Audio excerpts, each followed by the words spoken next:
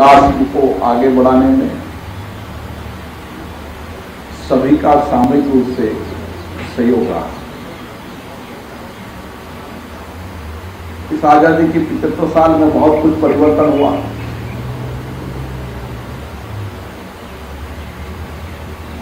जल, जंगल, जमीन के लिए एक लंबा संघर्ष लोगों ने किया। उस समय पर्यावरण की महत्वता लोग कम समझते थे, लेकिन आज सारे विश्व के अंदर जिस तरीके से जलवायु परिवर्तन हो रहा है, पर्यावरण की महत्वता को भारत ने विशेष रूप से समझा। ऐसे हमारी पुरानी संस्कृति के अंदर हमेशा हमने पेड़ की पूजा की है, लेकिन बीच का अंतराल ऐसा आया था जब धीरे धीरे हमारे काफी जंगल कटने लगे। उस कारण से भारत में भी जलवायु परिवर्तन के कारण हमने कई प्रकोप देखे, लेकिन अब भारत जलवायु परिवर्तन पर्यावरण में आज विश्व के अंदर सबसे अग्रिम रूप से नेतृत्व करता है। रूडी जी एक कमेटी के सदस्य हैं, दुनिया के अंदर जाते हैं और ग्लोबल वार्मिंग के बारे में इन्होंने बहुत समझा है और यही मन उनका हमेशा रहता है। और उनके इसी संकल्प के कारण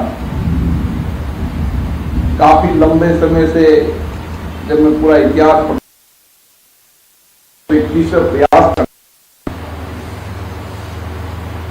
इस मेट्रो के कार्यालय को यहां हटाने के, लेकिन एक संकल्प था, दृढ़ निश्चय था कि पार्क में कैसे ऑफिस चल सकता है।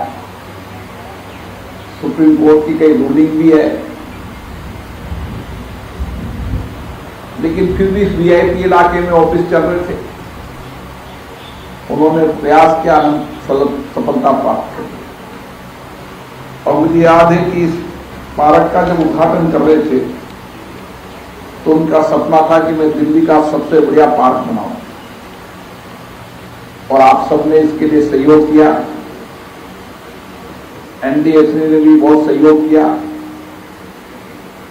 और ये आज पार्क विशेष रूप से दिल्ली का महत्वपूर्ण डेवलपमेंट पार्क में से एक है। विशेष रूप से